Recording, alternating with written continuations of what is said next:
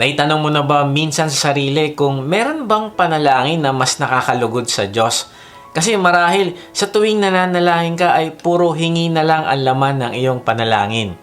Bagamat hindi naman masama ang humingi sa Diyos, kaya lang naisip mo na parang selfish naman yata ako.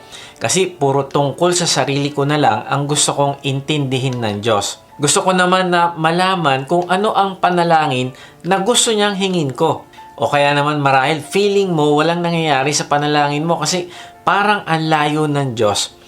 Tapos hindi mo maranasan yung pagkilos niya sa personal mong buhay. Alam mo kaibigan, marahil may mga bagay kasi na dapat mong hinihingi sa Diyos pero hindi mo nagagawa. Paano ko sasabihin ko sa iyo ngayon na merong panalangin na makakapagpabago ng iyong buhay? Maniniwala ka ba? Hindi lang ng iyong sarili ang mababago, kundi pati na ang mga mahal mo sa buhay na ipapanalangin mo. Alam mo, ako din, hindi lang parang walang impact ang panalangin ko noon sa aking buhay. Kung hindi, hirap na hirap din ako manalangin noon. Walang linaw yung aking panalangin at walang patutunguhan o purpose. Nahihiya pa nga ako manalangin noon, lalo na kapag merong discipleship group tapos ako yung naatasan na manalangin. Nako, grabe.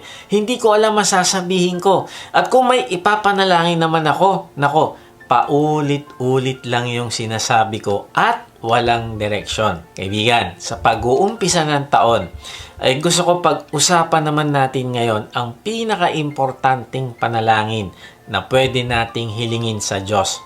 Yung panalangin na may clarity at purpose.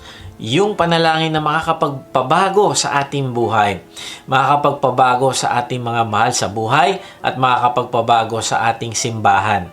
Maraming pwedeng hilingin sa Diyos pero may 5 lamang tayong hihilingin sa Kanya na magbibigay ng impact sa buhay natin at sa buhay ng ibang tao. Kaya nga, tapusin mo ang mensahe na ito upang maipanalangin mo ang mga pag-uusapan natin.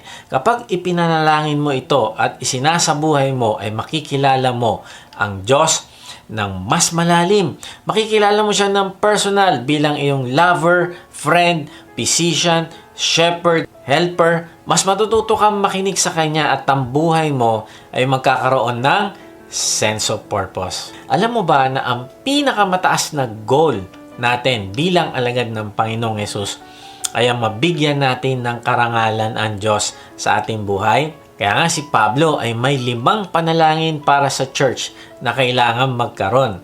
Sabi sa unang Korinto 10:31, kaya nga kung kayo'y kumakain o umiinom o anuman ang ginagawa ninyo, gawin ninyo ang lahat sa ikararangal ng Diyos. Wow, ang sabi diyan. Ay kahit anong ginagawa natin sa buong maghapon araw-araw ay sisiguraduhin natin na ito ay magbibigay ng karangalan sa Diyos. Halimbawa, kung naglilinis ka ng bahay, ay gawin mo yan para sa Diyos ng buong sipag at buong linis. Kung nagluluto ka, ay ibigay mo ang best mo. Gagawin mo yan pinakamasarap. Hindi para sa asawa mo, o hindi para sa Diyos. Kasi gusto mo parangalan ng Diyos sa buhay mo.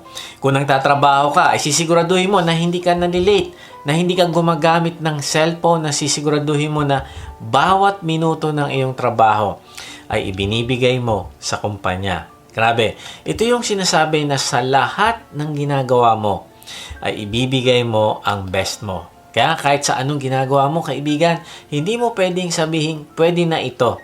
No, ibigay mo ang iyong best. Now, hindi mo magagawa itong pagbibigay ng karangalan sa Diyos sa sarili mong lakas. Alam ni Pablo ito, kaya nga merong 5 panalangin na gusto niya na mangyari sa atin at sa buong church na dapat nating ipanalangin. Ang acrostic natin ngayon ay peace. Bakit peace?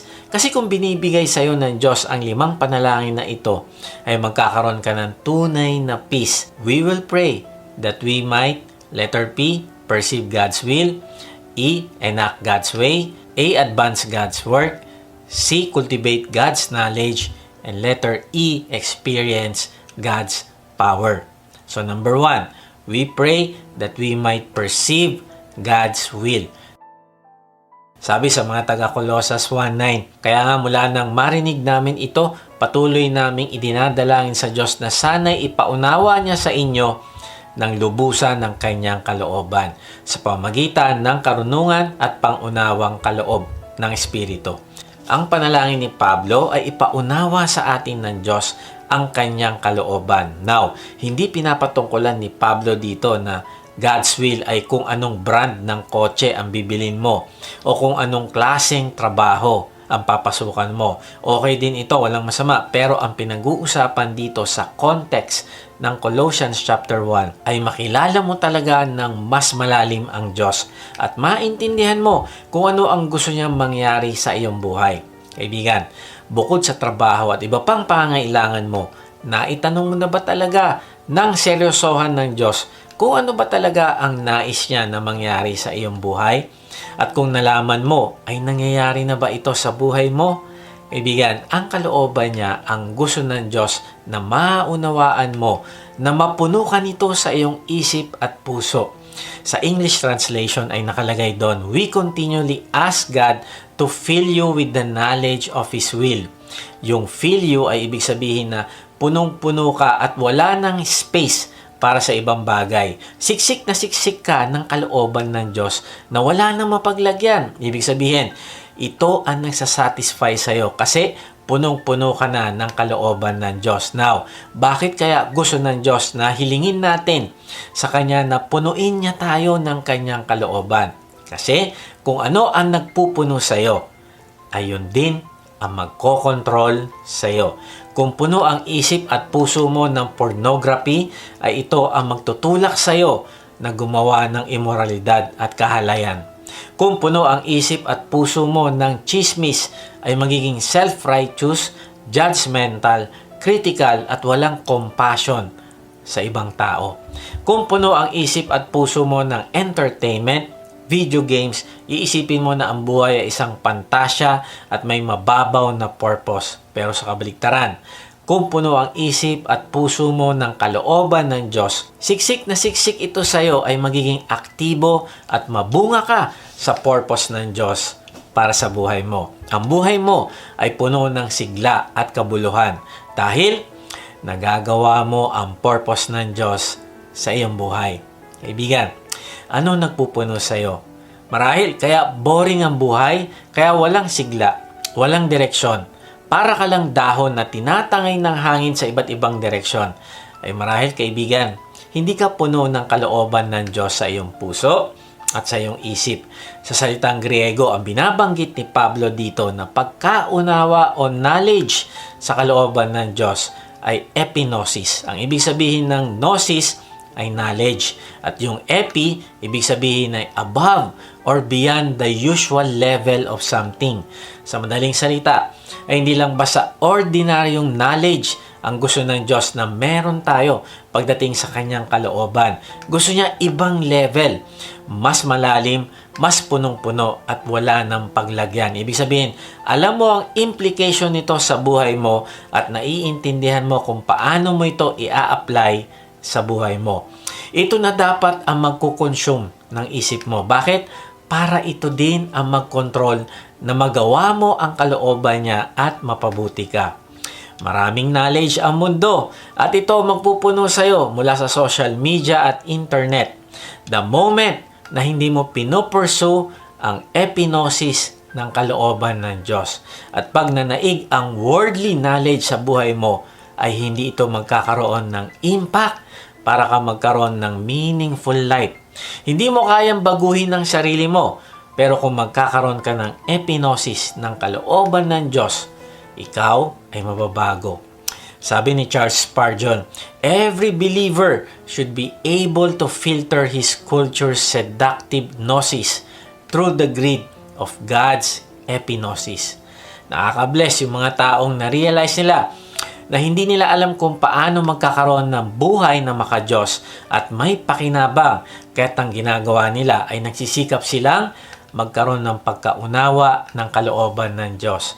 Na-realize ko na ang pinaka nakakatakot na estado ng buhay ay yung dumating ka na sa point na wala kang pakialam o ignorante ka na sa pagkaunawa sa kalooban ng Diyos.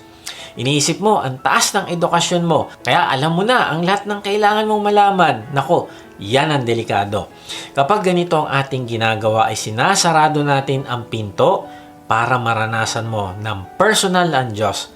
Narealize ko na ang panalangin na maunawaan ang kalooban ng Diyos ay iba sa pangkaraniwang panalangin. Bakit? Kasi hindi ito pagpwersa sa Diyos na makinig sa panalangin natin. Hindi ito pagdidikta sa Diyos ng dapat niyang malaman patungkol sa gusto natin. Kung hindi baliktad, ito ay pagpapakumbaba na malaman kung ano ang gusto ng Diyos para sa atin. Hindi ito pagkumbinsi sa Diyos na gawin ang kalooban natin. Kung hindi ito ay pagpapasakop na kung ano man ang kalooban ng Diyos na sasabihin niya sa atin, ay susunod tayo. Sabi ni William Barclay, in prayer, we are not trying to persuade God to do what we want Him to do. We are trying to find out what He wants us to do. Kaya kung sinasabi mo, kaibigan, na ikaw ay alagad ng Panginoong Yesus, ay tandaan mo na ang Christianity ay higit pa sa pag-iwas mo sa kasalanan. Mas higit pa sa pag-memorize mo sa mga bagay na hindi mo dapat gawin. Kung hindi sa kabaligtaran, ang Christianity ay ang tuloy-tuloy na pagsasaliksik mo sa araw-araw ng kalooban ng Diyos sa buhay mo at sa ginagawa mo. Ito yung sabi ni Dietrich Bonhoeffer. Sabi niya, being a Christian is less about cautiously avoiding sin than about courageously and actively doing God's will. Halimbawa, sa case ng isang surgeon, ang issue ay hindi ang kaalaman ng surgeon sa katawan ng tao, kundi ang issue ay kaya niya ba mag-operate. Sa case ng isang piloto, ang issue ay hindi ang kaalaman niya doon sa flight simulator o pagpapaandar niya ng eroplano sa computer. Pero ang issue ay sa totoong buhay ba, kaya niya ba talagang palapagin ng safe ang eroplano? Sa case ng isang theologian, ang issue ay hindi ang alam niya sa Bible. Ang issue ay kung naisa sa buhay niya ba ang kanyang kaalaman. At yun ang gusto ni Pablo sa mga taga-Kolosas, na magkaroon sila ng malalim na pangunawa sa kalooban ng Diyos. Malaman nila ang implication nito sa buhay at malaman kung paano ito i-apply.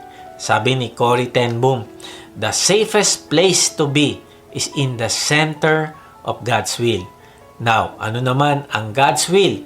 Kapag pinag-usapan ng God's will sa Bible, ay dalawang magkaibang will ito. Una, ito ang sovereign will. At ang pangalawa, ito ay prescriptive will o commanded will. Ang sovereign will ng Diyos ay isang bagay na mangyayari at mangyayari. Walang makakahadlang nito. Halimbawa, sovereign will ng Diyos na bayaran ng Panginoong Yesus ang ating mga kasalanan sa krus. Kaya kahit sinong tao o kahit anong sirkumstansya pa ay hindi mapipigilan na hindi ito mangyari. Na-realize ko, nakaka-bless malaman ito kasi kung meron kang malalaking plano sa iyong buhay at para sa ministry ng Diyos at ito ay part ng malawakang sovereign will niya, nako, huwag kang mag-alala. Dahil hindi nakasalalay sa iyong sirkumstansya, kakayahan, location o failures ang ikakatagumpay mo. Dahil tuto pa rin ito ng Diyos kahit anong mangyari.